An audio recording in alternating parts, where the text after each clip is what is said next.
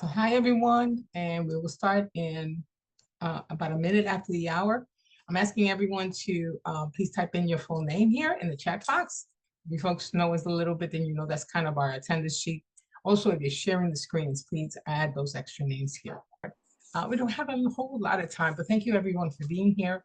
My name is Diane Padilla. I am your presenter for today, and looking forward to kind of having a dialogue with you, having a conversation with you, if you don't mind participating. So let me go through some of my slides. I got to do the logistical information first, and then we'll dive into the content. All right, let's see how we go. Very good. Okay, so welcome everyone officially to Culture, Humility, and Responsiveness in Behavioral Health Care.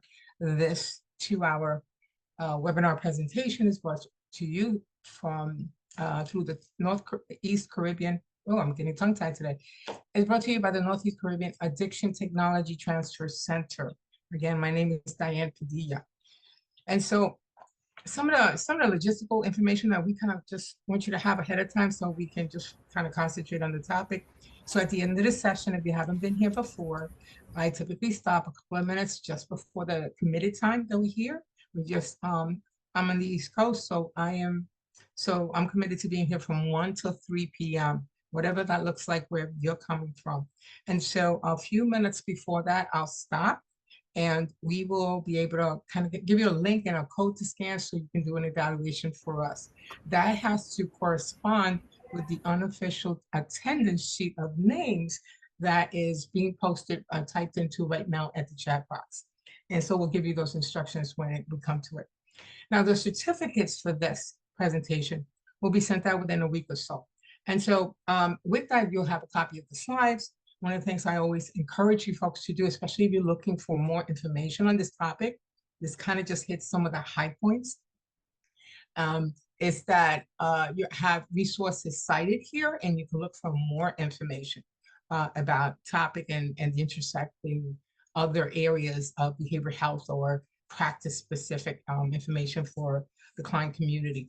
This webinar is approved for 2 hours of continuing education credits for KSAC, CPP, and CPS. There is reciprocity across states for at least 48 states. And this is also approved for peer support specialists or professionals for CARC and SERPA electives. The only thing we ask is that you attend this session in its entirety. So this is the team I am very proud to be a part of. Miss Patricia Chappell, she is the one that she's always sending you all the logistical information, confirming your attendance. She is also the person whose name you have to look for because she's the one who's going to give you the information for you to be able to access your certificate of completion so you can get your CEs. Also, there's typically a second link that she provides for any folks who are peer professionals.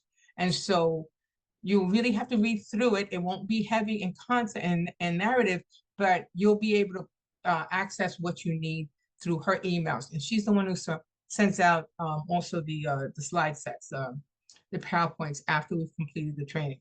Mr. Frederick, towards the bottom here, he is my silent partner on all of these webinars through the Addiction Technology Transfer Center. And many times, if you have any kind of tech issues for any given moment, you can always reach out to him very specifically, very directly. And he's able to kind of walk you through some of the glitches that sometimes we still experience today, even though we're supposed to be experts at this.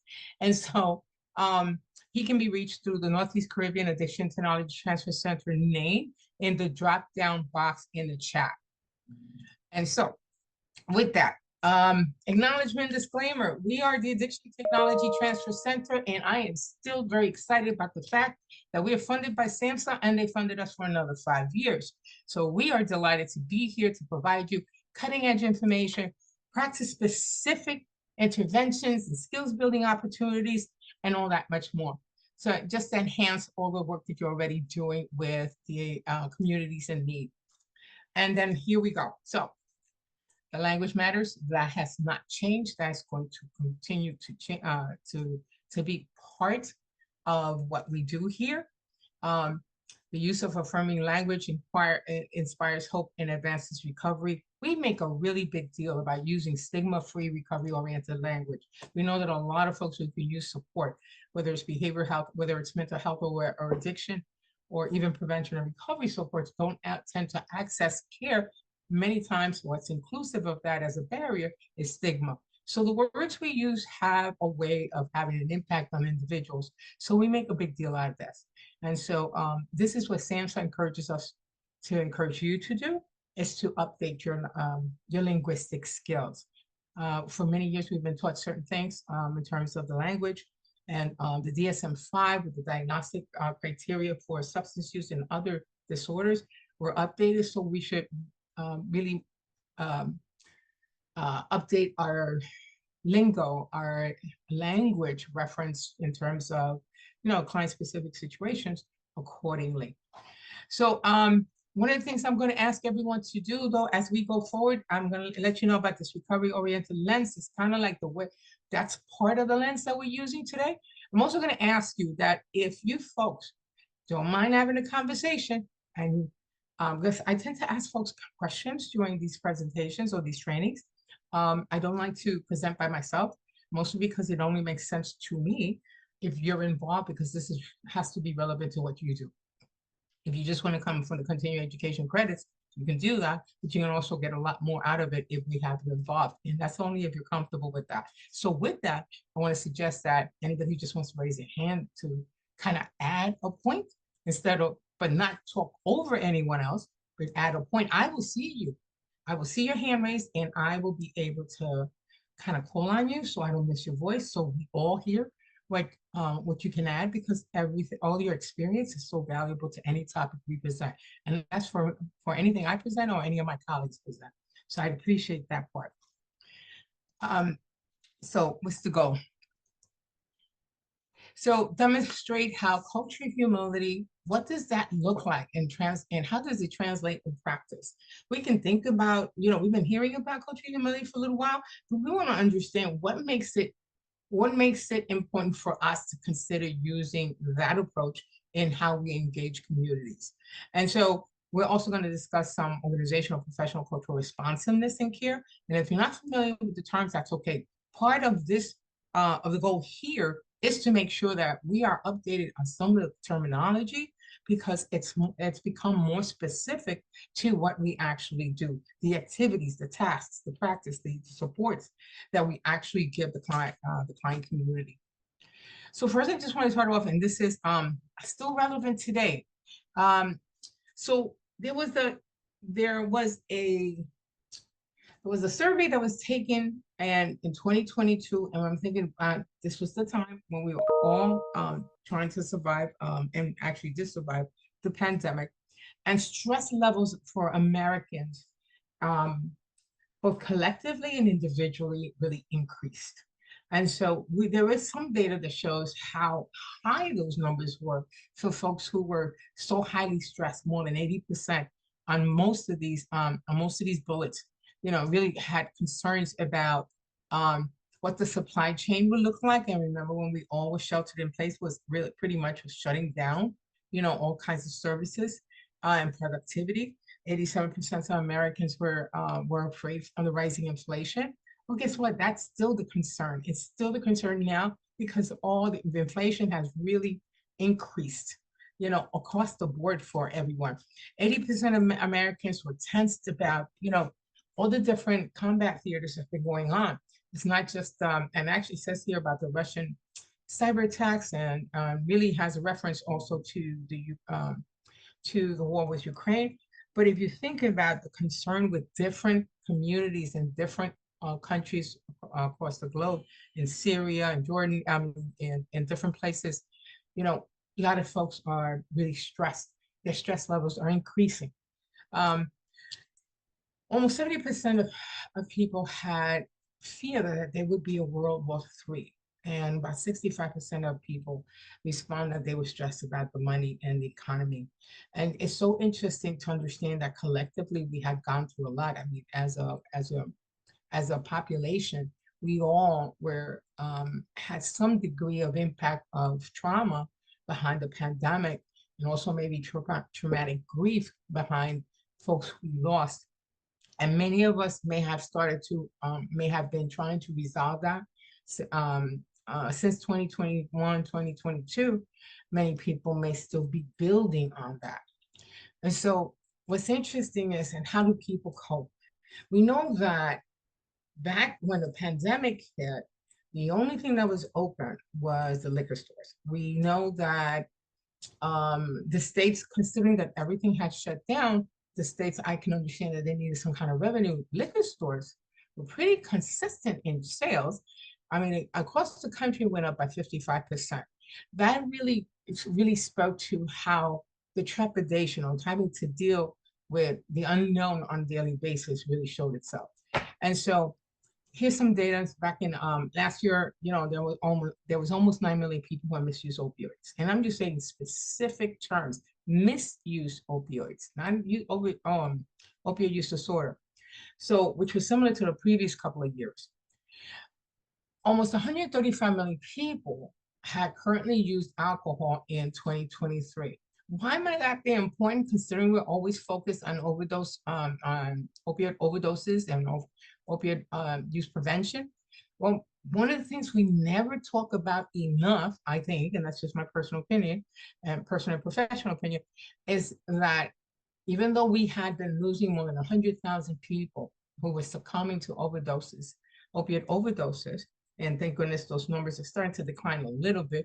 We still see high rates in our areas, but we don't always, we're not always paying attention to that, the fact that we have been losing folks to alcohol-related situations at more than 100,000 for the last 10, 11, 12 years.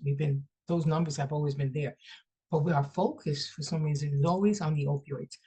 We want to make sure that we understand that the alcohol has had such a severe impact for even longer.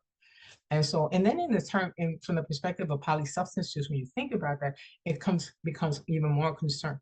One of the reasons I put these statistics up is because I encourage you to think about, do you see your communities in here? I want to make sure that this is relevant for you. So do you see your communities referred to somewhere in these patterns that I'm speaking to? Marijuana was the most commonly used illicit substance. Almost 22% of people had used it in the past year. And even though it's legal in a lot of places, it doesn't necessarily come with instructions or warnings saying, you use this much and use it in this context, you can cause yourself harm. It doesn't necessarily come with all that. American Indian, Alaskan Natives, I would say tribal nations, and people who are multiracial were more likely than other groups to have used substances in the past year. So there's more to this than just the templated information that I am speaking to here. So in terms of the disparities, which most of us pretty much know that this consistently exists, many of you who are working within the addiction or recovery and prevention or mental health fields already see a lot of this. So Blacks and Hispanics had higher risks of child maltreatment. And when you think of child maltreatment, what comes to your mind? Put it in the chat box. What do you think comes to your mind? I'll tell you what comes to my mind when I finish reading this off. So these communities have higher risk of child maltreatment, and neglect, no attention, food, housing. Yeah, everything kind of intersects. I like that, the abuse. Can't minimize that. Poverty. And so when you think about levels of poverty, we start to see almost all communities impacted by that. When we think about neglect, we think about that. We think about the need for other things. Like I always talk some more about the ACEs, those studies, and how all of these dynamics intersect and really affect a person's development process and the higher risk likelihood of health issues and mental health and addiction issues later on in life. So one of the things is that we know that there's a lot more people who do witness partner or domestic violence. We see in the other communities, Asians, Black men, Hispanic women have higher risk of war-related events more than the white communities. I think, and this was coming off a particular study, I think that has broadened. We have a lot of refugees and asylum seekers that are coming from war-torn areas, and that is losing its reference to any specific only people of color. And, we have a lot of other folks coming from other countries who are also actually, experience some of that. So, but what we do see is the biggest burden of disparities tend to be experienced by the by the Black community, the Hispanic community, the tribal nations, American Indians, Alaska Natives, Asians, other indigenous folks like Native Hawaiians, Pacific Islanders. And so all that kind of speaks to that ACEs, the ACE correlation that we know about in terms of, higher rates of injury, higher rates of premature death, higher rates of medical issues, and so much more. And so this is just a very general, you really do know, we really do know, are familiar with some more. You folks have mentioned that you have abuse, you have poverty, the survival mode. Just imagine that. And I do a lot of trauma work, so I probably will reference that because I really think that when folks are such in a high stress environments and the environment is lacking in some areas, which will bring me up to a slide on SDOH, those tend to play a part in substance use. So let me go here. So here we have a scenario. I am going to ask for, let me see, I'm going to call on someone and ask you if you wouldn't mind reading. So out of nowhere, let me see. Natalie Black, would you mind reading this if you're able to? I'm just kind of picking someone out of the blue. Yes. Thank you. Can you hear me? Yes, I can hear you Okay. clearly. Okay. So just start from the top, right? The scenario, the setting. Mm-hmm. A clinic serving mostly Medicaid and uninsured families is struggling to help patients keep their appointments. Its patients who come from surrounding community are often either unemployed or working minimum wage jobs. Most of the adults have at least one chronic illness, often heart disease or diabetes. Many have been touched by community violence, substance use, mental illness, and incarceration in some way. Some grew up in abusive homes, witnessing or experiencing physical, emotional, or sexual violence. And that's all I can see. Yeah, that was Okay. it. That's for Okay. that part. Thank you so much, Yours. Nicole. I really appreciate that. So folks, what comes to mind? Does this sound familiar? I'm not thinking that you might see everything at one time in your settings, but some combination or some aspect of what the setting seems to speak to. Are you folks familiar? Thumbs up or thumbs down?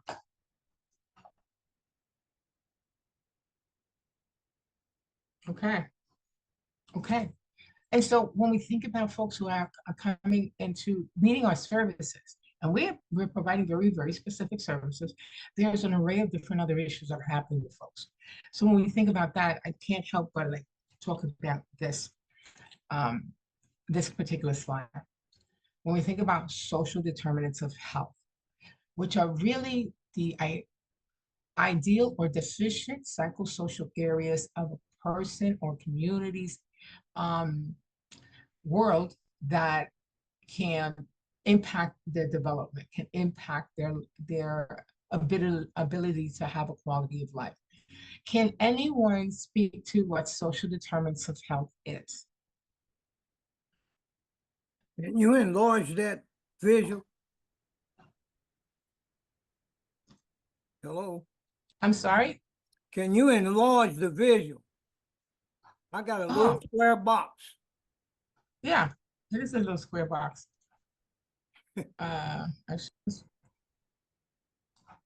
Can you see it now?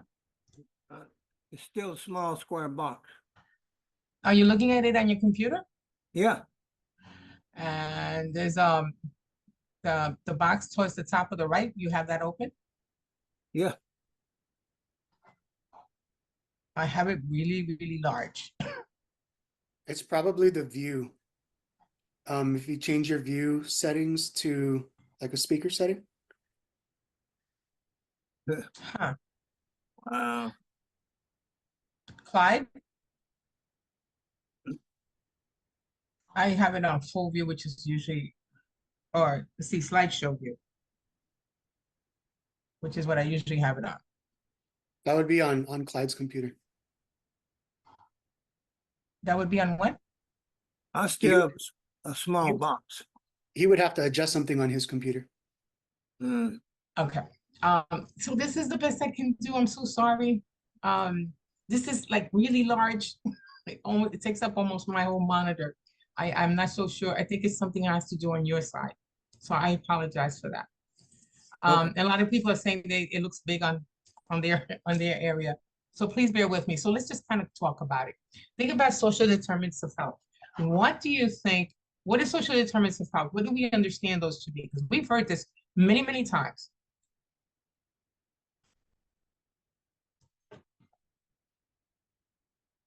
Does anybody want to try? What else? What else can we add to that? Can we think about healthcare? So we're thinking about areas for persons or communities, as resource that can be deficient. What are some of those things? Some other parts of that we can speak to. Go ahead, Stella. And I'm going to come back to the slide. Employment and educational barriers. Yeah. So you see it right there. So thank you for that. Education and access and the quality. This is all about what do we typically find for any family, any person, any community. So we want to think about the education, access to education, quality education. And we're thinking about not necessarily 5 or 6 schools in one same building, but actually being able to kind of house a certain amount of folks to get quality education so folks can learn appropriately. We're thinking about the healthcare and quality. Gailey was talking about that. Is the healthcare resources in the environment, are they available? Quality, are they able to provide quality care? In other words, do they meet the needs of each individual, each family, or each community that is in the catchment area? The neighborhood and the built environment, when we think about housing, when we think about walkability, when we think about healthy environments, when we think about how often do we see those jungle gyms or parks that kind of encourage, health activities with families and kids, that more than in some other areas? Is that available? Social and community context, what resources are available? How quickly can someone access quality care? The economic stability, and these are just some certain psychosocial domains. The economic stability, are folks actually able to have a quality life because their income level is appropriate, not just to the family, but for them to be able to make healthy decisions about opportunities that they can provide for themselves? How many people do we know who are part of our client community that are living from check to check instead? And so, yeah, this is really great. They need affordable places to get healthcare. And so how many people are insured? How many people are not insured? And the places that are not insured, the folks that are not insured who do access resources, because there are some resources that might be available, will take uninsured individuals. Are they giving quality care? Are they meeting the needs of those individuals? Transportation, is there transportation? Is there walkability? There's some places we used to define this very, very distinctly, because we thought in the city you have more opportunities for transportation, and in rural areas we always think that transportation is such a challenge, which it continues to be. But it is also in both areas from different perspectives. If the income is limited and the person getting needs to be able to navigate through their limited income to be able to commute, to get a job, because if they don't show up for the job, they can't pay the bills. If they can't pay the bills, they can't keep the roof over the head of their family. They can't keep food on the table. All of these things intersect when they're very deficient. Social determinants of health are the psychosocial domains that people need to be an ideal or levels so folks can grow healthily and have a healthy future for themselves. And so what happens is a lot of times this is deficient. So I'm going to show you another way, another way to look at this. And so, because wouldn't it be great if we were living in an environment where equality really is key? We're always talking about equity because it's not across the board. And so think of this as maybe some controversial for some but I think this is a really good depiction of the challenges with different communities. So if you see here, the gentleman is saying for fair selection, everybody has to take the same test. Please climb that tree. You have different creatures here with different abilities and different opportunities. And so how fair is it? So equality across the board tends to be defined or redefined in so many different ways that does not necessarily serve everyone. And so having those lack of community resources, you know, being able to be in a community where it's safe to raise your family, to be able to walk, not having to take 3 different buses and trains to get to a train, to get to a commute option, that you have to have the car to get the job, but you have to have the job in order to get the car. It can work in so many different ways, and you folks know better than I, because you folks are doing the direct services. I know what I've experienced with different folks that I was serving years ago, but you folks still see a lot of this. And so the idea here is, if folks are dealing with stresses and challenges, how can we best meet their needs? So I'm going to ask, can I get a volunteer to read the second part of the scenario?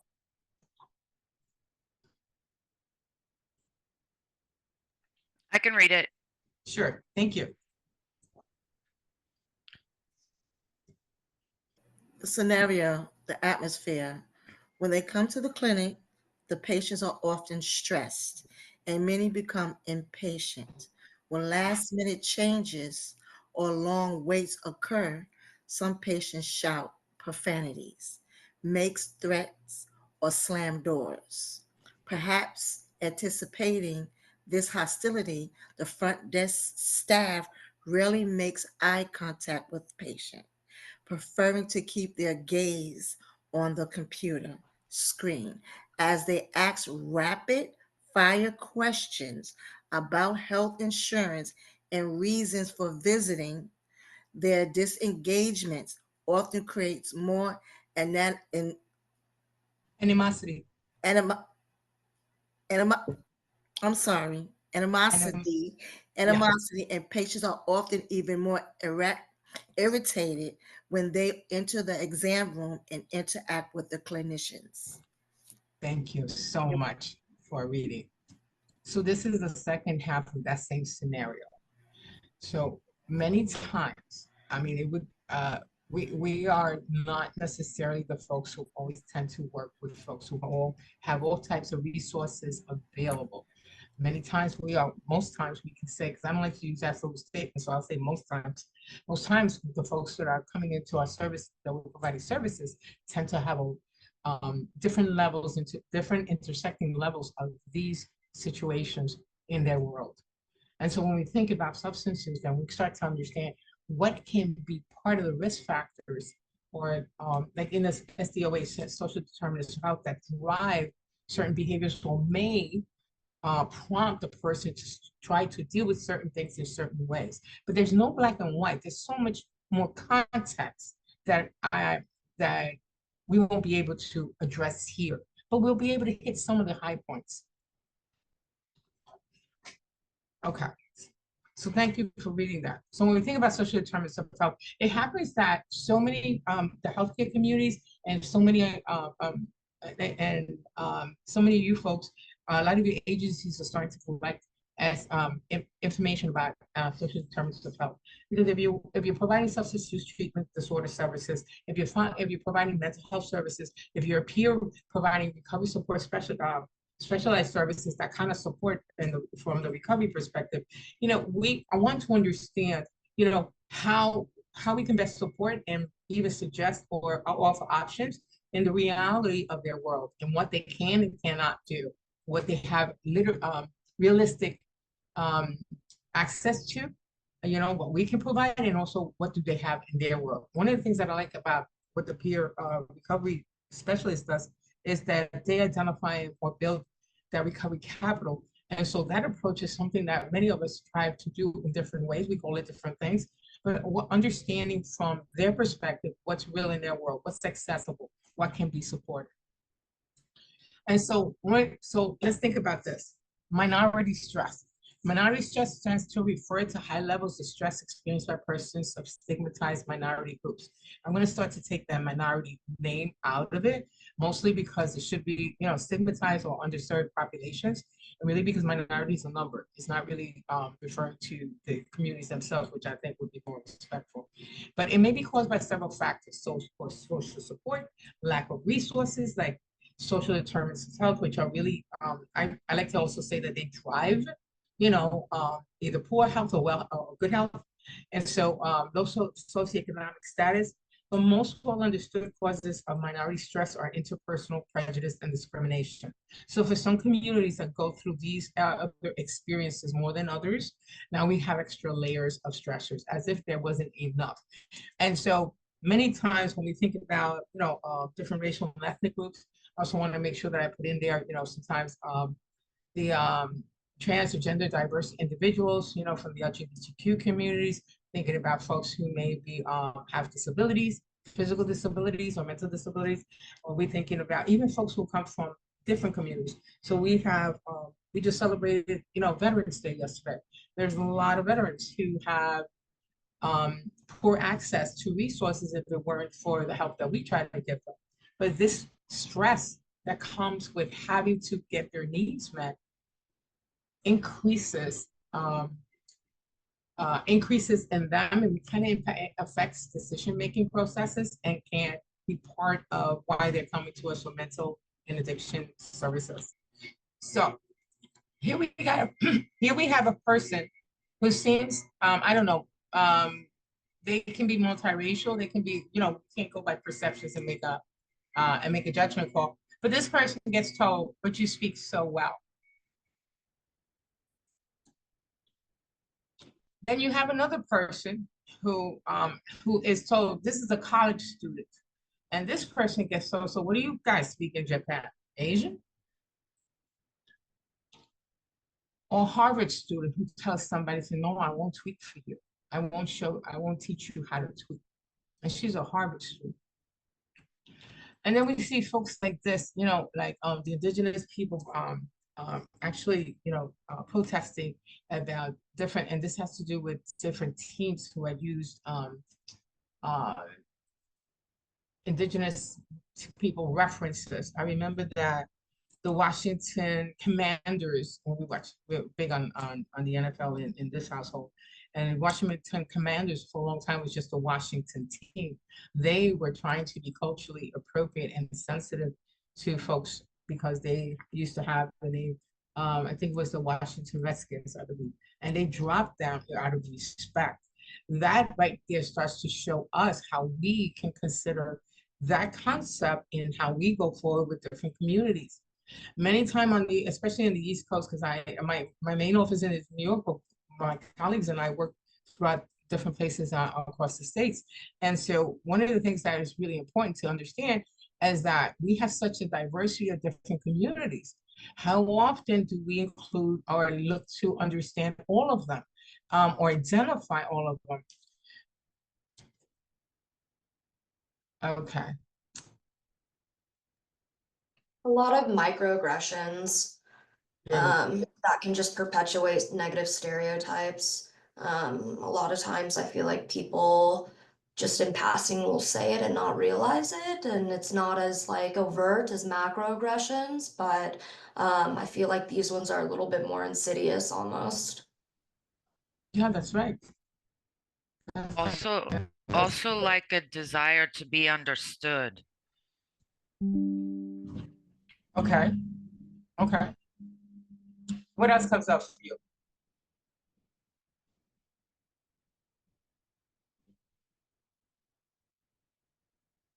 So let's define what microaggressions are.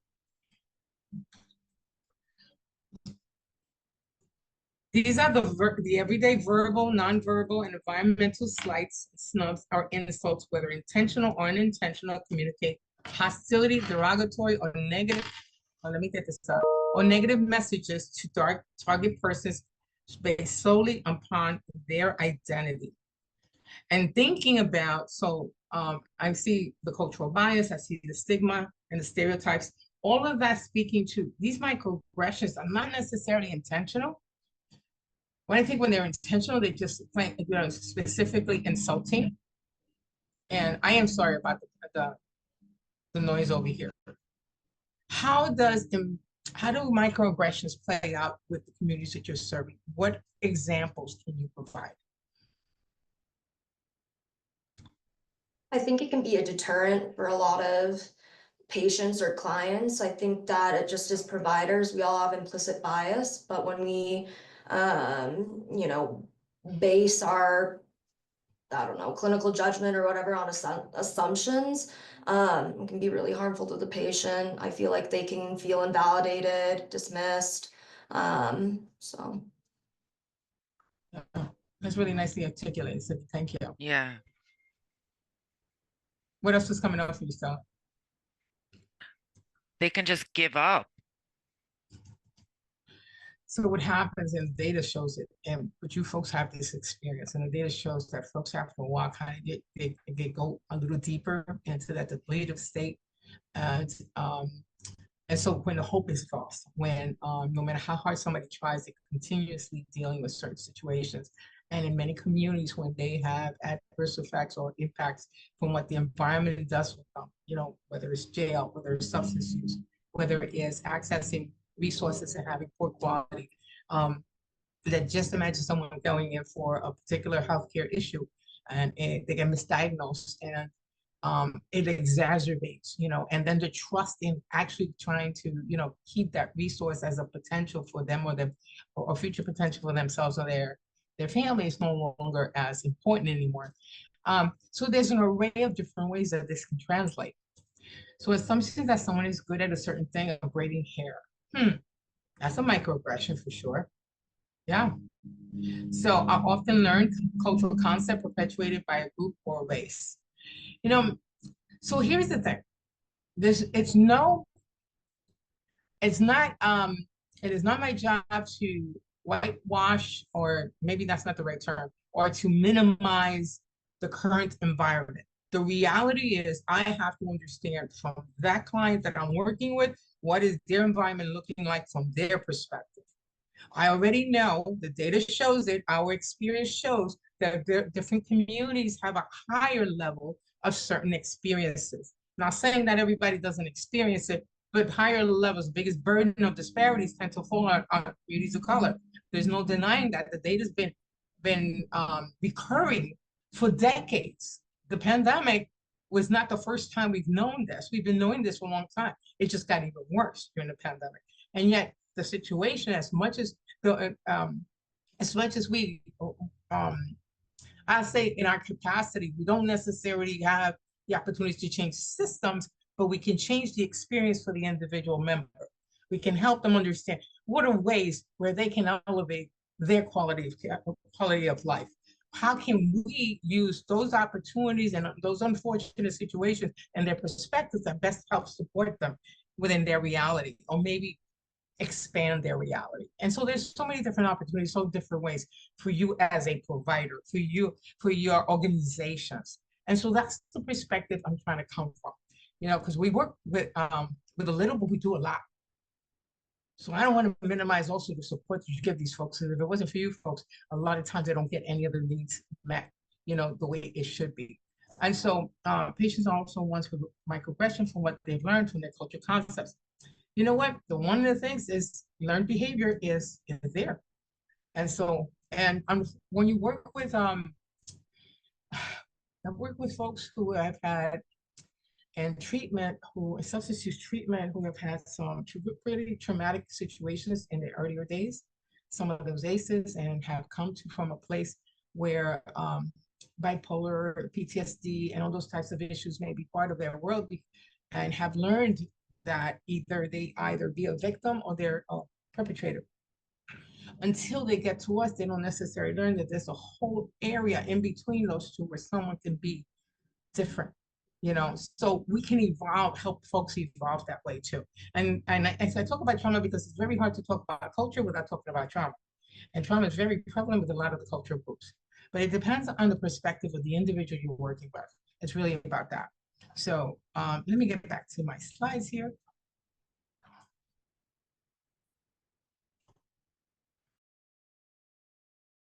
So how does this translate in practice? So this is some of the information that we may have seen before. So implicit bias, because implicit bias tends to be part of the microaggressions, of the stigma, of stereotypical behaviors. It's not just the things we say, it's what influences what we do. And so I took this out of something that's more recent than not. Black patients are prescribed less pain medication, receive less aggressive heart attack treatments, receive fewer cardiovascular referrals, achieve poor reproductive outcomes, experience less patient-centered communication, and rate care quality worse than in comparison to the white community. And this is the source is cited there, so you can review it for yourself. So on the whole, in comparison, these situations tend to be worse for the Black community. Then there was another situation, and I took the quote directly from the research data, the research literature. So I was seated, she was standing above me, hands on her hips, literally lecturing me as if she was my mother, and flat out said, if you were my son, this is what I would say to you. So this is a man who identifies BIPOC and gender diverse individual. And so women presented with cardiac heart disease, CHD symptoms are significantly less likely than men to receive diagnosis and referrals due to a misdiagnosis of stress and anxiety.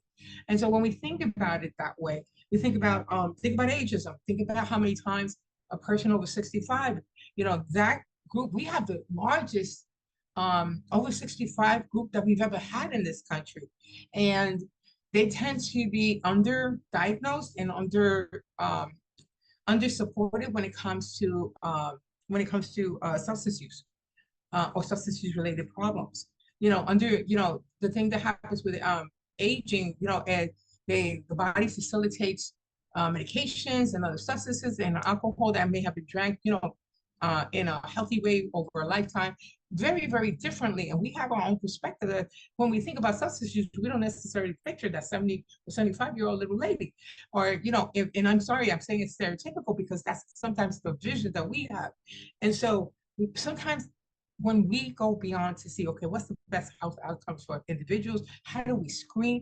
What approaches should we use? And particularly when it comes to culture, how do we best meet the needs of these folks? And how do we understand that what their world looks like so we can better support them?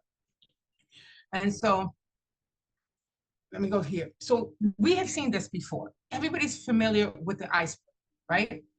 So I just want you, I'm going to show you the slide, and I'm going to come off in a second. So I want to show you the slides.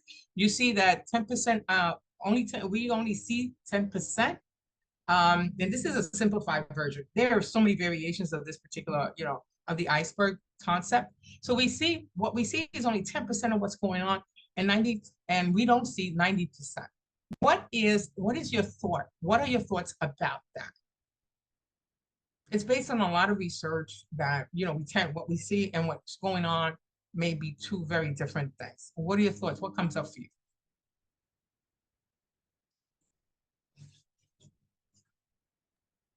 A lot of it has to do with obviously the different cultures, but experiences. It can have to do with different things like socioeconomic status, all the like barriers that present. Somebody's coming in, I think you gave an example before, people getting, more agitated maybe due to not being seen, but a lot of times maybe that's because, they're working two jobs, maybe they're on break, just assumptions or things that we might not necessarily think about that could have to do with different like cultural barriers. And Yeah, thank you, Sydney. Go ahead, Stella.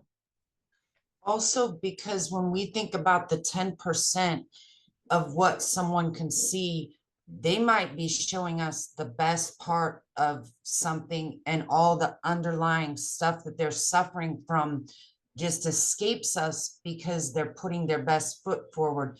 And so it could be mistakable to us that they look okay to us when actually they're very much in pain or hurting. Sure. Thank you, Stella. Thursday, what would you like to add here?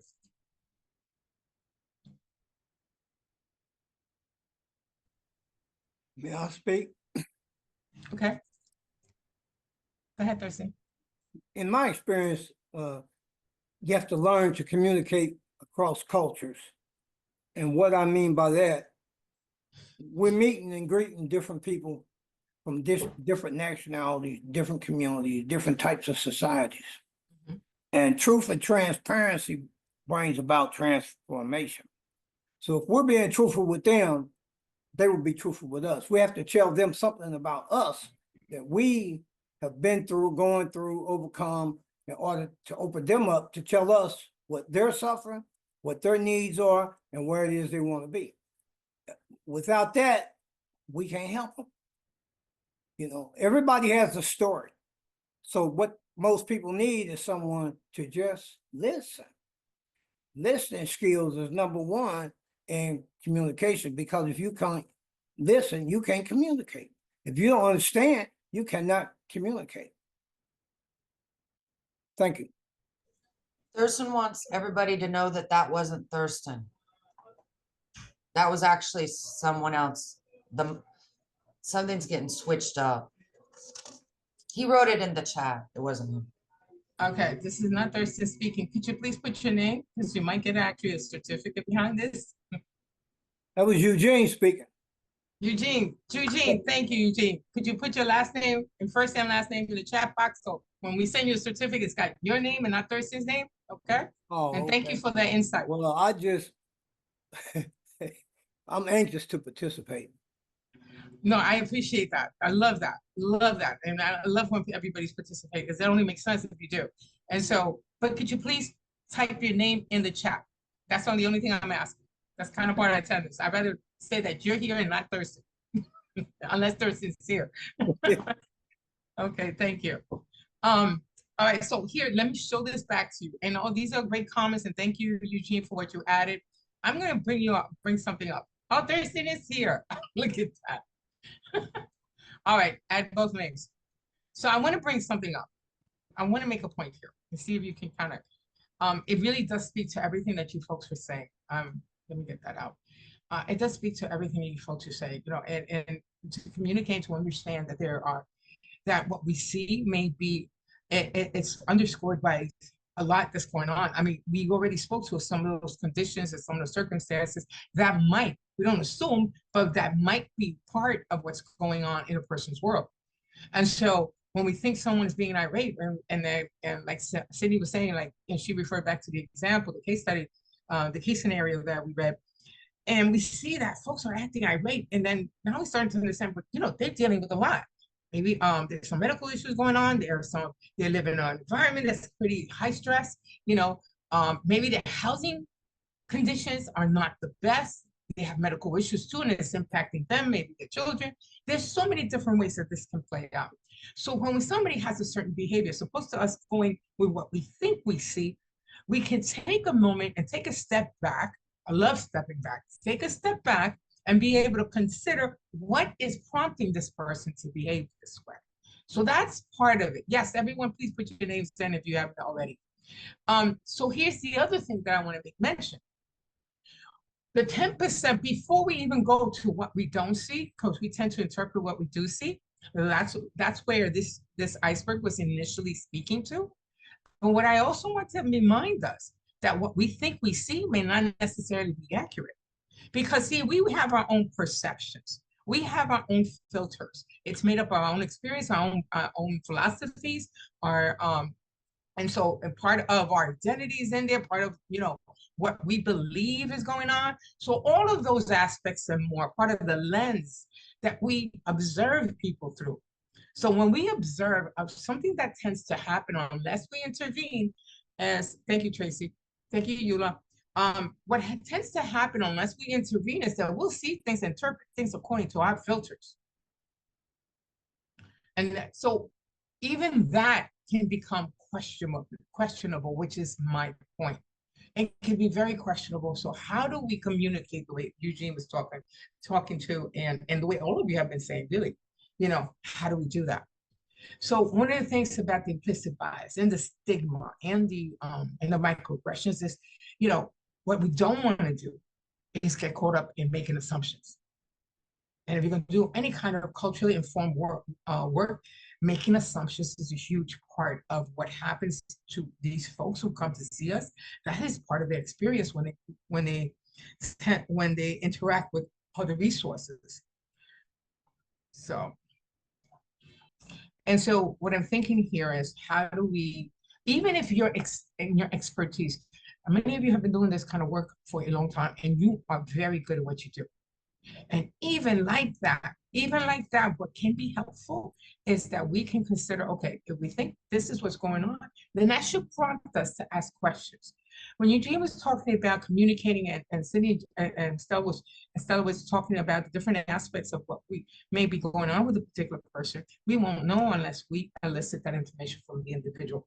So not to jump to conclusions with what we think we see, let's question that. So that's where culture comes in. And when we think about culture, and culture from thinking of it as a perspective.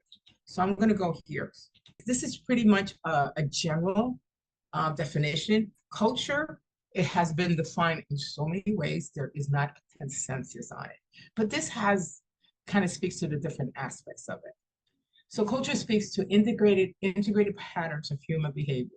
So a person's thoughts or groups patterns of thinking or communications.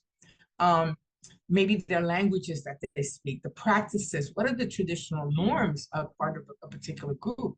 And so values, beliefs, customs, courtesies, rituals. The manners of interacting are differ between different groups. Western culture is very different from Eastern culture in a lot of different ways.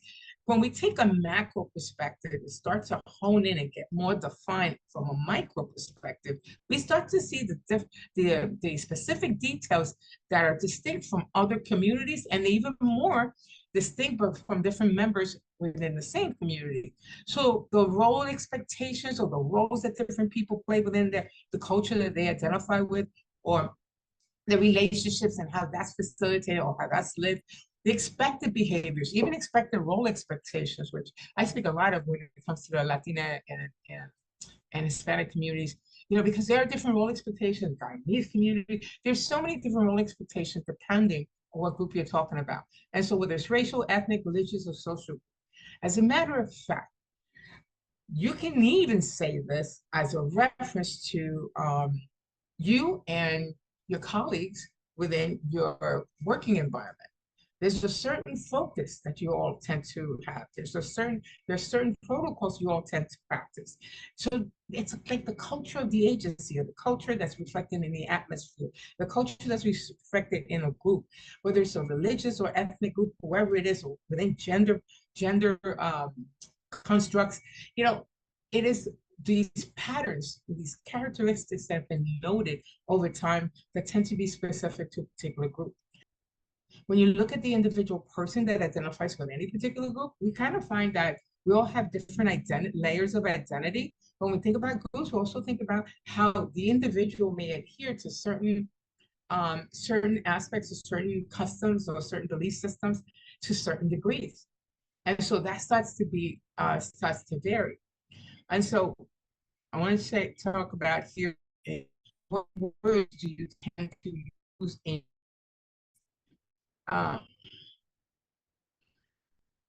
so these are an array of different cultural terms. So you tell me which is the one that you're most familiar with, and how do you use it when you in context, in terms of your practice, in terms of terminology, in terms of conversation. Which one is the most familiar to you? Cultural competence. Yeah, I guess that everybody can say that across the board too. Are any of the others, thank you, are any of the others familiar to anyone? Okay. So years ago, thank you, Josh. What else? The knowledge, cultural knowledge. Okay. Well, culture usually is not in there. I'm just talking about these phrases here. I'm going to bring that up in a second. Was that awareness? Okay. So years ago, there's this place. It's still in Georgetown. Still exists. National Center for Cultural Conference. Many years ago, more than 20 years ago, one of the things they had is where a person, an agency, a professional can be in different levels of progression on the continuum of cultural interactions. You could be a cultural blindness. You can go to cultural awareness, sensitivity. You can go to cultural competence. You can go to cultural proficiency. And in more recent years, we have cultural intelligence. And so, out of all these terms, I would say, and you're all saying it in the chat box, out of all these terms, the most commonly used is cultural competence. So let me just explain this for a second. So over the years, and I keep saying this for almost any terminology, I don't know why we do this, but in this country, no matter what terminology we come up with, after a while, it gets maybe taken out of context. And many times it may either have a negative connotation or it may be redefined in different ways, but not always in a helpful way. And so cultural competence has been across the board in grant opportunities and funding sources and health entities have all referred to cultural competence over the great many years. What's happened is that research has shown that quite a bit of different areas or regions or organizations or professionals tend to think about cultural competence in a way where, once you get some experience with certain communities, like you can almost, know almost everything about any one person. That's what some of the research says. What I would tell you is that all of these have a place within the context of a conversation and in practice conceptually. But what we can do is I can share with you about these newer terms, and you've mentioned humility. And so these cultural terms have different references. The idea here is from a cultural perspective. How does this apply to the communities we serve? Well, first, who are your communities? Let's go from that perspective. Who lives in your community right now? How often do you learn who your community members are? How often do we do a community mapping or assessment process? Put that in the chat if you do that. If you don't do it on an annual basis, what happens a lot of times is the demographics change and we may not be aware or on top of it when it happens. And so there was a time when we were doing when I was doing direct services, they used to say that every 3 to 5 years your demographics change. That hasn't been true for a long time now. So almost on an annual basis, you see a lot of changes in demographics within your communities. So one of the things that is important to understand, first, let's find out who is in our community. We think there are only Spanish-speaking people. Well, who are the Spanish people? And so in Spanish people, it's really a very loose reference because that's not an identifying marker. It's more, is it folks from South America? Is it folks from Mexico? Is it folks from Dominican Republic? Is it folks from Puerto Rico? Is it folks who have been living here over generations? Who is specifically your community? Because it could be, it's not just Black and African American. This is the only thing I have with the data gathering tools is they're very general because you have the Haitian community, you have Guyanese, you have folks who who are from different parts of the country, from Somalia. How do we know that? An assessment, an annual assessment can be very helpful. And this is often found either Health Human Services region or there's different access opportunities or different places where you can access this information where it's more current. But you want to know who your communities are. Otherwise, you can do business as usual, but you may miss the mark with certain community members if you think it's the same community that you was working with 2 or 3 years ago. And the other thing is what languages do they speak? How do we know what languages they speak? And let me see, cultural competence has been a controversial. Yeah, it's a controversial, term. A lot of folks think it really spoke to ability, but ability needs to be sustained. In order to have optimum ability, you have to be consistently actually working towards it. So that's really a good point you mentioned. So which languages do people speak? Do we know who they speak? Do we just say, oh, they speak English, they speak Spanish? What Spanish do they speak? Are they speaking Mandarin or are they speaking Korean? Do we know the difference?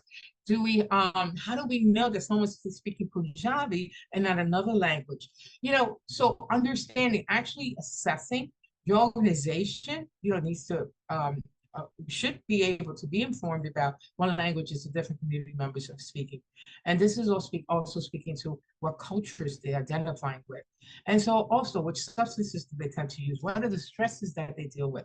This starts to give you context of the world that that community or those persons are existing or living within.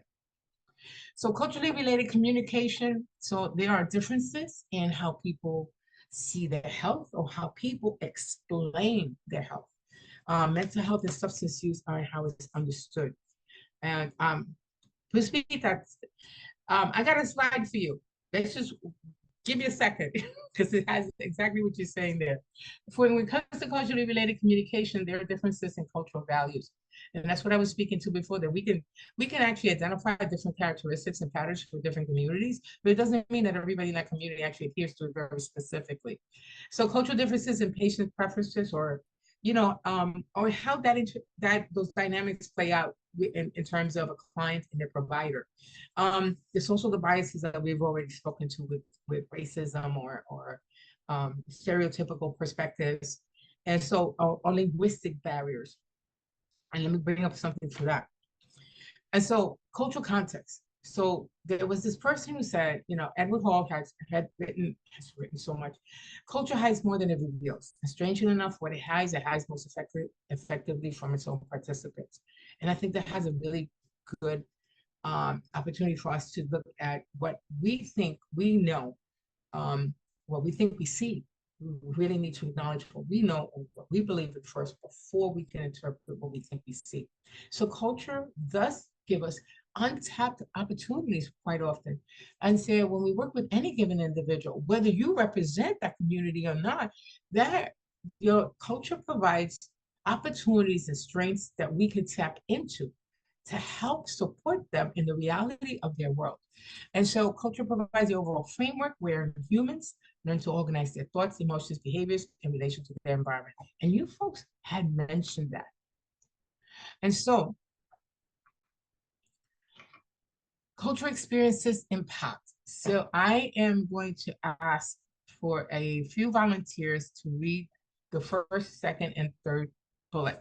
So would someone like to read the first one? Culture experiences impact. I'm happy to read something. Please. How symptoms are expressed. For example, traditional Chinese culture may place a value on the caregiver, shielding the patient from having to discuss with providers the full severity of an illness, in contrast to Western medicine. Thank you. And so here's what does that bring up for you?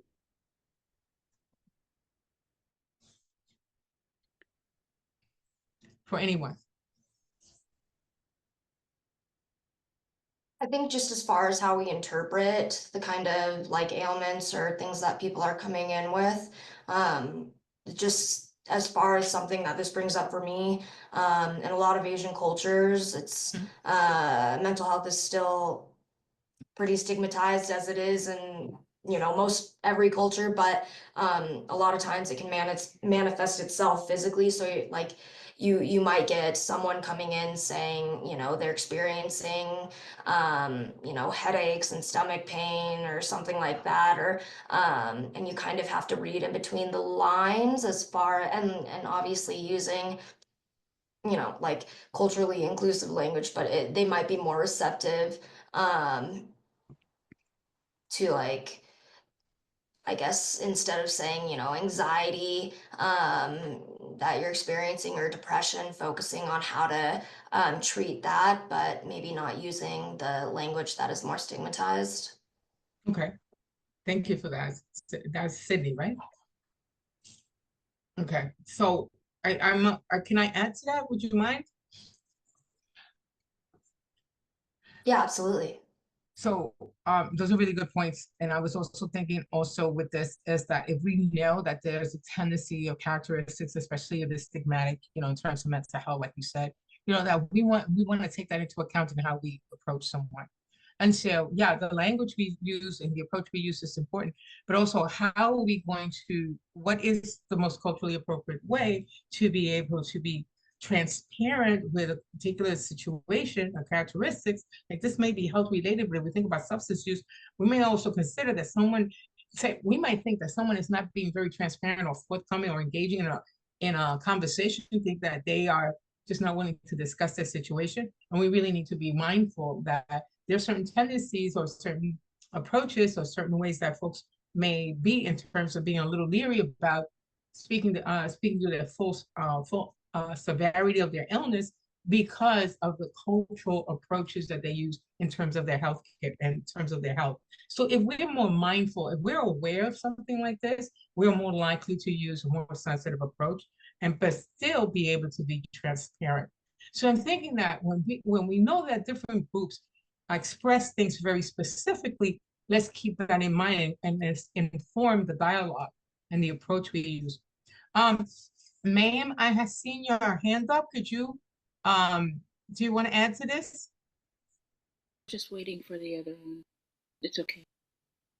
Okay, all right. Then Stella, I saw your hand. Thank you. Me? Stella, yeah. I saw your hand up before. Did you want to Yeah. add? I kind of just put it down because when I think about, because this isn't specific with Chinese culture, there's a lot of privacy, and I think someone mentioned that. And so if they're not saying anything, it can be a sign of respect in a sense, I believe, because in their world, I don't want to call it like a show of strength, but you don't say certain things in certain cultures. And so, yeah. Okay. Thank you. All right.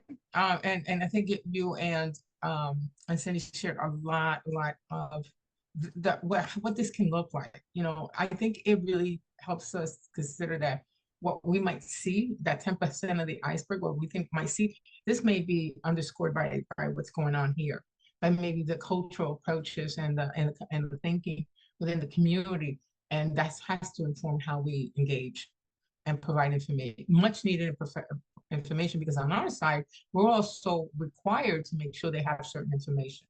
And we have to be transparent about it. It's just the way we convey it is really key. No, let me put the second one. Would somebody like to read the second one? The second bullet? I can read it really quick. Go ahead. What type of treatment is preferred? For example, Native American older adults, often referred to as elders, traditionally play an important role as healthcare advisors and healers, and may suggest using folk medicine approaches. All right, thank you. Ma'am, I see your hand up.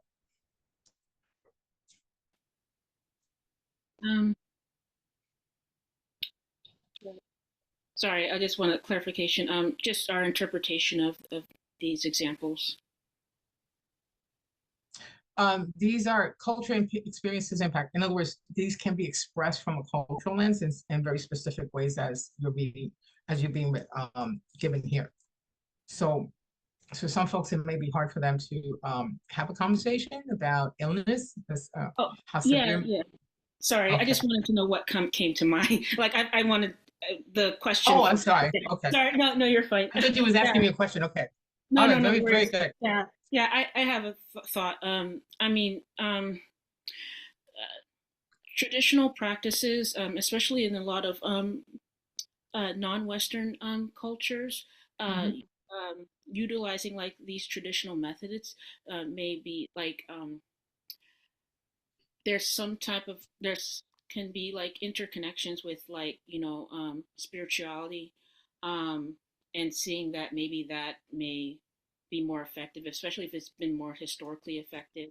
When we look at the elders, their elders are very valued in certain cultures, especially if they have like abilities, like I guess we can determine the terminology of this in Western textbooks can be shaman, but so they may seek those more. So I, at least what I've seen, sometimes the clash in the field with Western mentality, or at least clinical mentality, is that like, say if somebody is saying that using certain types of I guess, experiences or interpretations that may be seen as like delusional that can clash. And so it's important to understand like how much those this is valued in the culture, so you can differentiate whether or not this is an actual mental health, challenge, or it's really a part of their like a cultural background to interpret things from a spiritual perspective, if that makes sense. Yeah. No, it makes perfect sense. If that's what works for that individual or the community, that makes perfect sense. Noel, I saw your hand. What would you like to add? Yeah, this brings to Oh, mind like how time and chronological the factor plays into it too, because our elders, or the elders in a specific community, like for mine it's the Kupuna, the native Hawaiian. They are oftentimes in their mindset, it may not be changing along with societal changes, whereas the younger Hawaiian generation may be more in tune. So there's also like a time factor involved in that too, which I don't know, it's interesting. no, so you're speaking of the generational, Yeah. differences. Yeah, for sure. And I think that would apply with just with any and every community. Sure. So we're really speaking to so many different distinctions. And so, and I'm gonna bring up one more, and then I want to start talking about this culture of humility and how that would help us. Because can we really know everything about everyone before we even start to have a conversation? You know better than I. That does not seem realistic. You have to be one heck of an individual if you're able to do all that. I mean, go you. I'm going to bring up one more. It's what's sharing this. And all of this is, I am having such a problem with technology today. All of this is so relevant. So who provides care? That can be hugely important. We have always, when we think about enhancing all our interventions in our environment, in our practices, culturally, we always talk about, representation, because that's plays a huge factor. Sometimes you don't have representation, but there are other cultural connections that you can make. But when you can't have, it can make such a huge difference. With what folks may be willing to access the services at your place. So Asians, Blacks, Latinx, and Latinx is, I'm using general terms here. There's way more specific terminology to refer to the different groups. So please forgive me for that, because we're limited on time here. But different groups may prefer to care for a relative at home instead of placing a family member in a nursing home. This is not unusual. This is very much the case with many groups, with many different individuals. And all what you were saying, I'm not sure you say Noel or no. I would say Noel. That's no. Which one? It's no. No? Okay, very good. Thank you. So when you mention about generational differences, I also think about, what works for who. It's really interesting because I still see a lot of folks in different younger generations who still would rather take care of a family member at home instead of putting them in an available and accessible nursing home. And it really depends. It really depends on the individual. We don't know. We can't make assumptions. I think is really great when we are informed with current information. Anything more than 3 years old, 3 years old is not as current as it could be. But when it comes to the communities that you're working with, the more current information that you have is really helpful to identify those patterns that we tend to see in communities. It doesn't mean that it's static though, but it's helpful to have that information because that can help you inform the kind of questions that you can ask going forward. Because we never know what somebody's going through. You can't just see somebody, understand, and make an assumption, and even though we might be aware of certain trends in certain communities, that should make us more attuned in how we engage individuals. So I'm going to take this next time. And I don't know if you've seen this before, please bear with me. I'm going to play this now.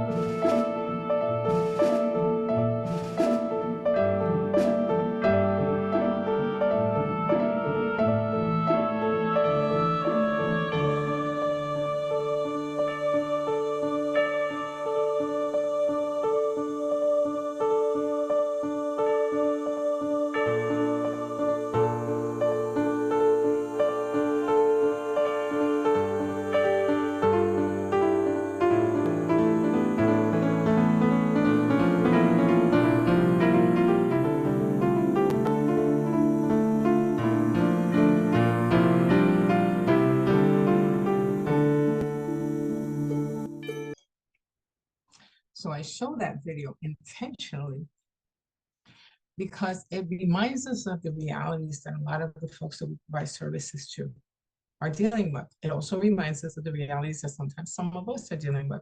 But can we ever really make an assumption and know what everybody's going through and how they're going through it? Because you can have 2 or 3 clients who go through similar situations. Absolutely, each one will go through it very differently.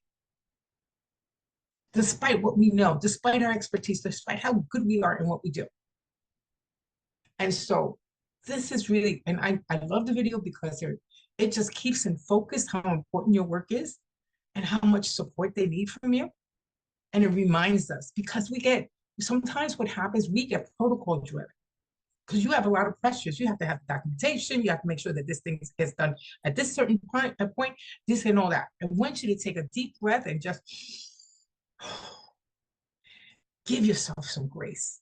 Understand that this is what you're working with, but in order to be able to support them very specifically, we probably need to ask some questions.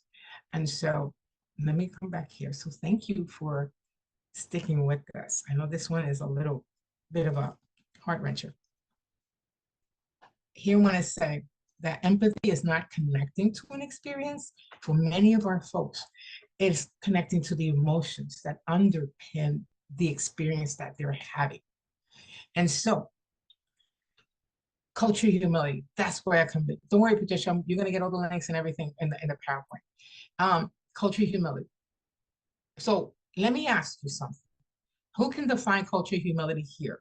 I think I saw a definition in the chat box, but if you can say it again, that would be great. I think it was Puspita. I think you were the one who said it.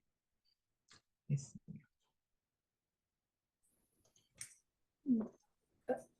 Yes, I think I wrote in the chat. Okay. Cultural humility is a personal commitment to stay open, to learn and educate from other cultures that is different than mine. That's what I wrote. Thank you. No, that's great. Thank you so much for allowing me to put you on the spot. So thank you for saying that out loud. So culture humility. So there's slight different variations depending on who you're asking. This is, I thought it would be great to just stick with the American Psychological Association. Really, what it all comes down to is culture humility is the ability to maintain an interpersonal stance that is other-oriented, open to the other person. And so when we say that, other-oriented, open to the other person, what practice comes to mind when you think about that? Does anything come up? Does that remind you of anything? Person-centered approach. There you go, person-centered approach. This culture humility, this was back in '98, a couple of researchers and scientists had gotten together and was able to speak to this terminology and speaking to the different aspects that speak to it by really being other person focused. Eugene, what would you like to add?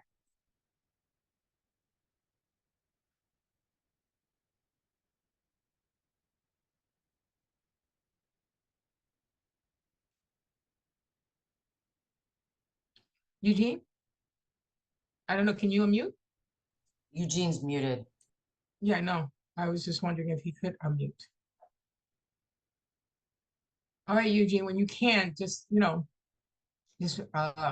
raise your hand again and here you are. So culture humility, I want to explain it as a concept and as a practice. So often we get generic understandings or definitions of what we're supposed to put in practice, but how do you actually do it? Well, if you're going to be other person oriented, person-centered care, person-centered approaches kind of comes to mind. And so, and it's especially when it correlates in terms of how it speaks to their cultural identity. Since we don't assume, we could do whatever screening and assessments we want and gather whatever data we have, but in order to understand, put some realism to what data we're collecting on paper, we need to speak to that person. So how do they identify? So in order to do that, we can't make assumptions. Oh, I'm sorry about that. We want to ask the person. So other person oriented is eliciting and working with where the person is at. Part of that, in order to do that, and I want you to remember the iceberg, 10% of what we do see, which I mentioned, even that can be questionable because what we see may not necessarily be what's actually happening. So the commitment to lifelong self-reflection, that the intersection opportunity that we have really speaks to, and the speaker was speaking to that. Part of this work that you do, because you work in the field with other people, because you're addressing issues with the community, because you're doing it so consistently. One of the things that happens is after a while, we might tend to think to not be able to discern the specific details of each person unless we ask the questions. Before we ask anything, think about the 10% of the tip of the iceberg that I was mentioning. Take a step back, as I said earlier. We work in the people helping field. The more people you help, the more you need to take a step back every once in a while and look in on yourself. Who are you? What kind of person are you? What are your values? What are your perspectives? Because when we consciously, actively do that, we are increasing our awareness of ourselves. We have a better opportunity to not allow that to be part of the lens we use to see or to see someone or interpret someone without asking questions. And so if we know who we are, we make a conscious activity, we do that and elevate our own awareness as opposed to like we know ourselves like it's second nature. No, actually doing that helps to remind us how different we are from the next person. The other thing about this is be comfortable with not knowing. Quite often, I have worked with some professionals who confuse this part of cultural humility as if saying that you're not good at what you do, that you're not proficient in the capacity that you're serving in your organization, to your community and such. It's not that. Not knowing very specifically, it has to do with ensuring that we don't know that person. They may seem to have characteristics, we may have their file, they seem to have very similar situations as the last 3 folks that I work with. But I want to make sure that I don't know, because that way I will be prompted to ask questions to elicit information from that person so as not to assume.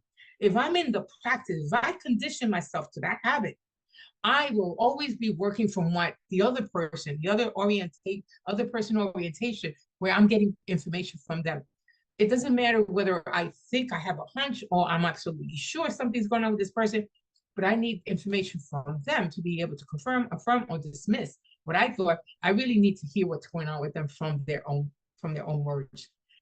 And if I'm doing that, I am more likely to seek to understand. See, part of what we're told is to be person-centered. We can't always necessarily put ourselves in the other person's shoes, but we're actually encouraged to try to look at the world from their perspective. That we can try to do. That if we learn that there are certain, like think about the social determinants of health, think about the lack of certain access to certain resources, think about the conditioning, the habits that folks have, some of the cultural approaches that they use to be able to resolve issues, how they may speak to some people, they don't speak to other people, and how all different factors might affect their decision-making process, how they live. From their perspective, I can have a better idea how I can support them. So part of this is seeking to understand from their view. And there's quite a few different opportunities we've had that have been telling us to actually do that. The cultural humility speaks to that aspect as well. Also, we don't want to dismiss the power privilege dynamics. We are encouraged to kind of balance that out when we are connecting with any given individual. And so what happens a lot of times when folks are in need of something and they come in to see us, we are the person, quote unquote, of authority. We can provide access. And so folks feel, or folks know that they have to come in and do whatever is told to them so they can get their needs met. That's not necessarily the way it should work. So actually, let me take out the necessary. That is how it should not work. So what we want to be able to do is speak to that person as if we were speaking to a family member, to a friend, and speak on the same even level. Balance that out. There are power and privilege dynamics that folks have already experienced. What we're trying to do is not exemplify that. We want to mitigate that. We want to be able to partner with that person to empower them in in their recovery and wellness process. And so that is every single aspect, every bullet that you see here speak to what we can do with intention, not as second nature, with intention for every given person we work with. So cultural community is a concept, but it can also be a practice. How do we do that?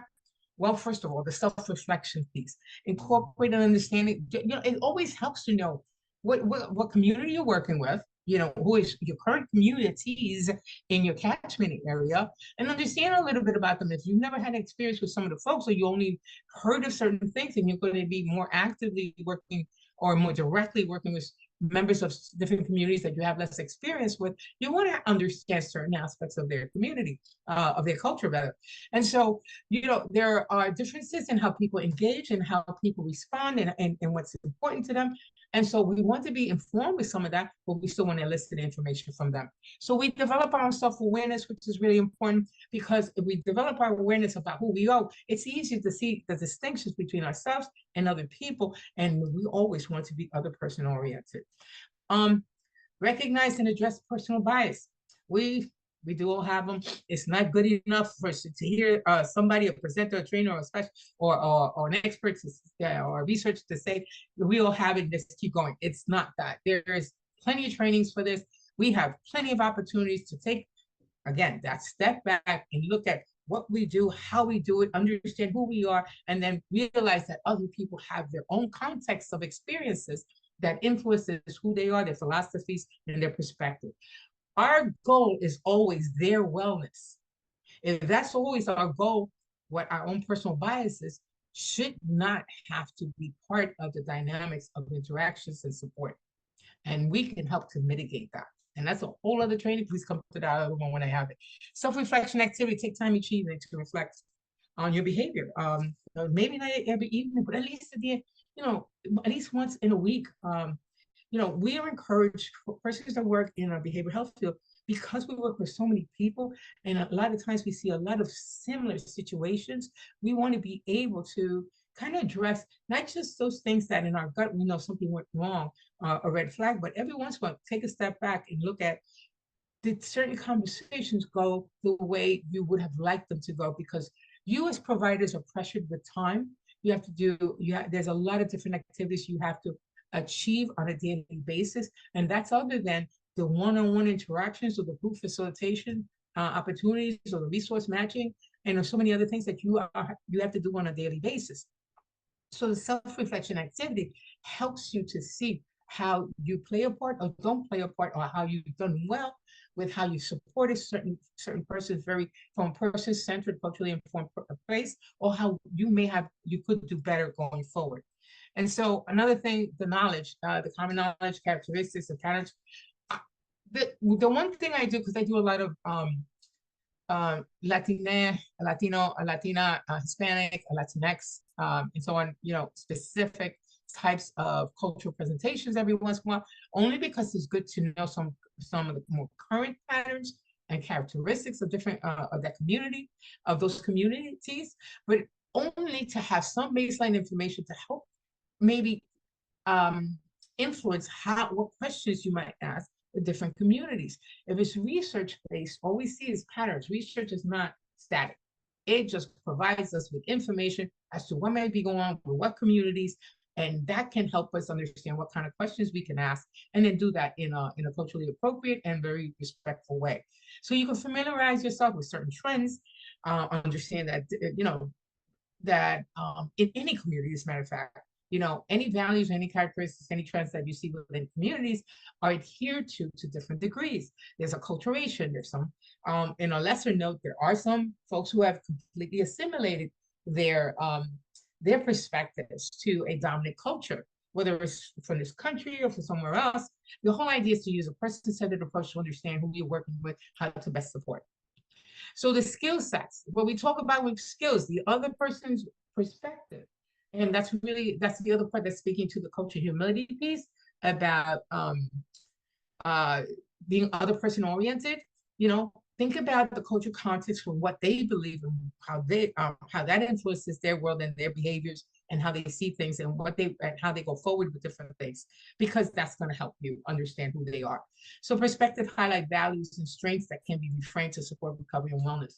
I remember there are different times where I've had folks who, they want to support their family. So I always use this one example, and it's a real life example of a young man who wanted to support his family, but he had not gone to a higher level of education to get a career that can be fruitful for the family, and but he was selling drugs, and that was able to provide quite a bit of income to make sure that his mother was well taken care of with her illnesses, his sister and his wife were taking care of the kids too, and they were always clean and they always went to school and they had like the best of everything, but he was doing it in a legal way. But you know what? When family is that important, just as an example, you can tap into that as a strength and their ability to look at how family is important and how resourceful they are, and translate that and reframe that in a conversation of options that can support their recovery and wellness in another way of doing things.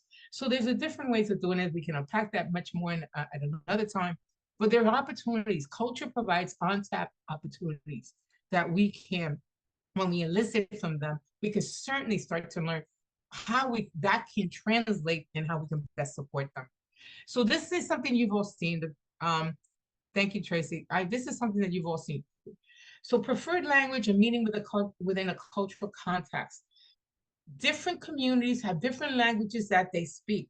They don't all speak the same things. There are different dialects, they're different, the different idioms within different communities. We are supposed to be federally mandated to elicit preferred language by any given person.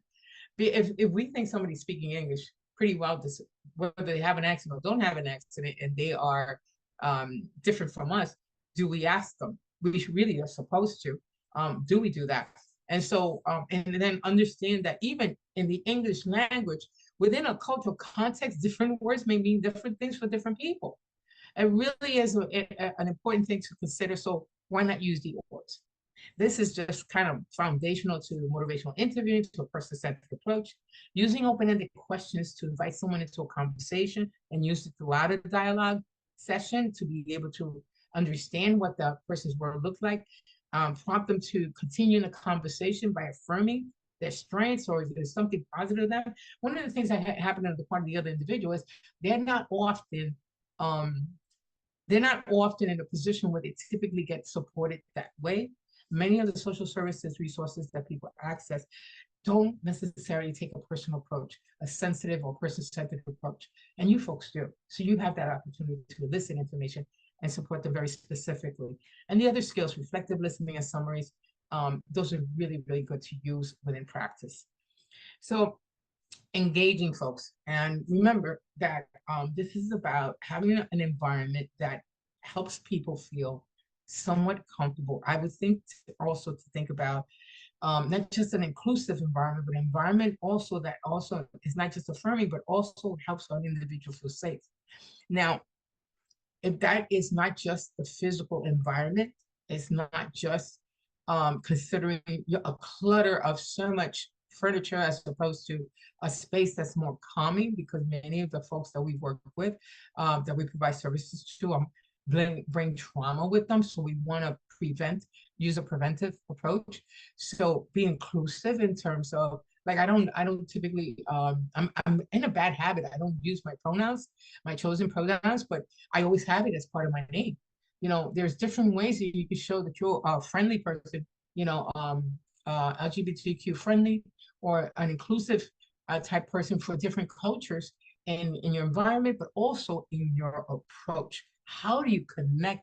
How do you initially connect with the individual? And listen, don't be afraid to smile. A smile can take a person a long way, a genuine smile. And so, it's all important to initiating a rapport.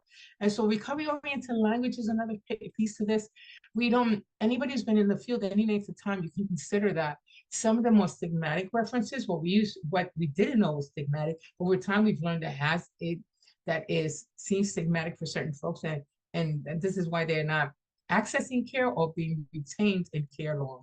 And so using recovery-oriented language, helping folks understand that substance use, mental health, that this is really from a health perspective approach that we really should be engaging folks. And that's something that has been stigmatized in the communities and society forever. And so recovery-oriented language can be straight-faced and person-centered, and it's part of culturally informed practice. So what I want to tell you is this other word that is really very specific to the activity that we and the goals that we're looking to facilitate in our practice and how we engage folks and how we provide services and our policies and procedures. So culturally responsive services. That is one of the, it wasn't included in the cultural terms, just like cultural humility wasn't. Cultural humility, that concept will get you the culturally responsive services, which is any of those that are respectful and relevant to the beliefs, practices, and the cultural and linguistic needs of diverse communities. And respectful doesn't mean that you're not rude. It means that you elicit information and you incorporate that information within the practice, within the supports for that person. And so some components include understanding what are the demographics of your communities. We talked about the self-awareness and identify personal biases. We never know. We're saying something that may be dated or may be offensive to anyone. We don't have to wait till we offend someone to find out. There's certain practices that we can do to identify our own biases. We're in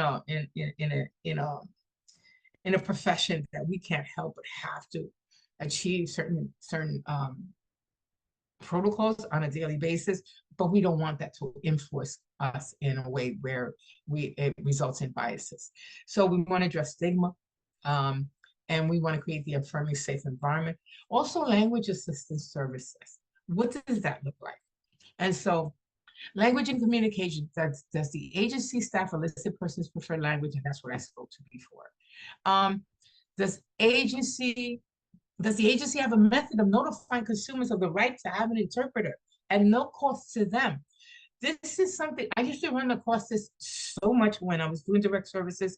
And when and some of my clients used to be so surprised when I would tell them, well, when you do go get healthcare, if you end up going to the emergency room, if you're going to get this resource, you can request an interpreter. And they said, and they would say, but I don't have to pay for that, but it will be free to you. If they don't tell you, you can request it. And so to let folks know that they have that right. And so, and that used to blow me away how many times folks didn't know that. When you go to any urgent care, emergency room, it's not always culturally informed, and folks are not always told that they can have an interpreter. It's not even asked, preferred language is not asked. We can inform and empower our clients so they can advocate for themselves. So does the organization ensure that staff is appropriately trained in language access services? What are the protocols that the folks engage in order to update their literature in the community languages? Not every Spanish is going to work. Not every Creole is not going to work for every person that comes from Haiti. We want to understand who our communities are and match them up to the appropriate literature level and the literature and idioms or languages that we need to make sure to have health literature in, so we can best support them. And so one of the last things I want to come to you with is this. There is, so I just hit the tip of the iceberg. That's all I did, and you folks were great to be participating. I really appreciate it. I'm going to tell you that this could be a much, much longer training, but I wanted to also tell you about the class standards for behavioral health. And so those were generated and those were created a long time ago, more 25, 26, 27 years ago by the Office of Minority Health Human Services. And they're the culturally and linguistically appropriate services. What they are is, these are different benchmarks, different activities that individual professionals and or organizations can consider achieving or focusing on to achieve in their setting to advance health equity. And this is this includes a lot of the suggestions that I just made to you about understanding who your communities are, what are the languages that are being spoken, and so on. And so what it is pretty much a blueprint. It gives you the different opportunities that are available, so professionals and organizations don't have to think from scratch as to what they can do to be more culturally informed. And so the class standards do exist. We have I have 3 different trainings on this, and they are so good because I like to I like to look at this from a perspective that organizations don't have to think from scratch how they can enhance equity in their environment. And I also think that the environment can be enhanced from an equitable perspective also for staff. The more staff is supported, the better able they are to serve the communities in need. And so the class standards are 15 standards. There's one principal standard, and that gets broken down in 3 themes: governance, leadership, and workforce. We have long since been past the days that the only person that should get cultural training or be culturally informed is the frontline staff that works directly with the community. No, it should be the hiring. It should be HR. It should be the board members. It should be the executive leadership. It should be, everyone should be on the same page. It should be the maintenance man. It should be the security guard. It should be, you know, the other administrative staff. We should all be having the same lens going forward. And so the national class standards help with that. So governance, leadership, and workforce is one theme, and it gives you suggestions. It also provides suggestions for communication and language assistance. And then when you put in all these efforts, it also gives you opportunities and a suggestion as to what you could do to kind of facilitate the sustainability part of those efforts that you put in. How do you see what's working, what's not working? How do you do that on a continuous basis? And so this is what it looks like. You know, this is more specific there. And that can be broken down. I also wanted to remind folks that in order for you to improve your culture of humility, just, you know, if you're not familiar with certain groups, certain communities that are coming in, certain cultures that are coming into the organization, you know, get familiar with them. There are festivals, there are traditional, there are some holidays that are observed in certain religious and cultural holidays or days of observances. There are certain activities that folks engage in. So understand what they are and get involved with that. Learn to pronounce names. I'm real big on that one. I really don't like it when I mispronounce somebody's name. I want you to tell me that I did it incorrectly so I can do it correctly going forward. You know, imagine when we do that with a client and not even, and kind of just dismiss it. That is dismissive of the person. So I really think it's important for that.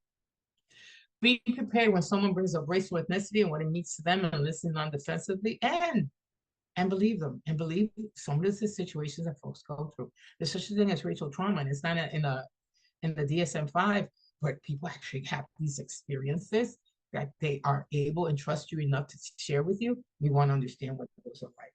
And that's going to inform us as having to do with what resources we want to give them. So try from scratch with a culture of humility, like with a beginner's mind. You know, be authentic. I mean, you folks already in the business of helping people because you love what you do.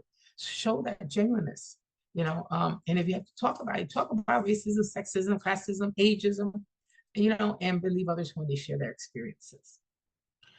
I also want to remind you all, I said, some of you, this might be helpful for some of you, maybe not for the peer professional, but for others.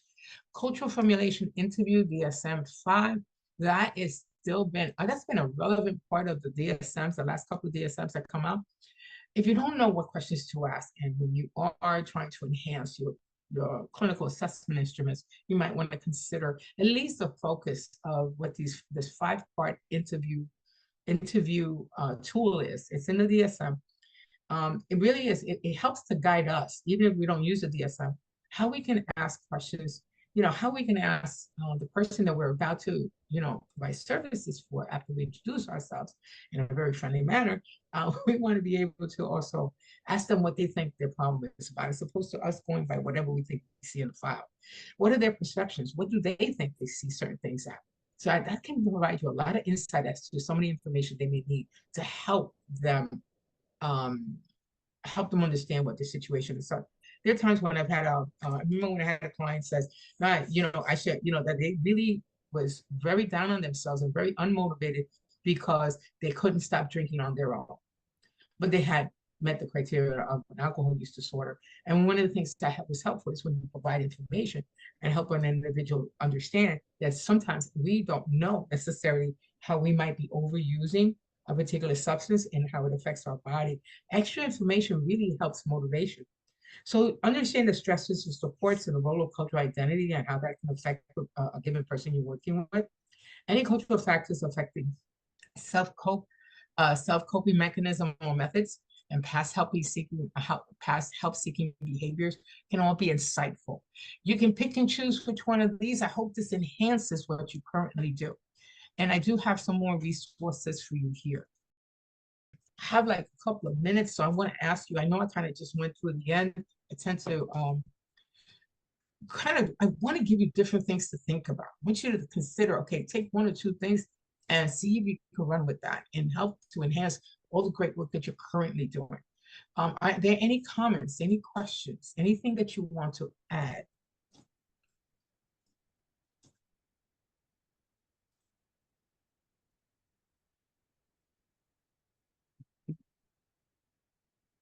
So we're good. Well, in that case, let me get back to this. First of all, thank you so much for being here. Thank you for your participation. I really appreciate that. So I'm going to go back to this last slide. I'm sorry, did somebody want to say something? Okay, good. So here we go. I'm going to so my colleague is going to, this is health equity and inclusion. This is free resources plus what I listed there, but you're going to have much more. These links are all going to be live links when you get it. This is the code you scan, and my colleague Clyde is going to put, oh, there you go. He put the evaluation link right in the chat box. If you can click on that now, it'll take a minute and a half to go through it. Do your best. If we see that you don't have it, because that's going to help justify sending you the certificates.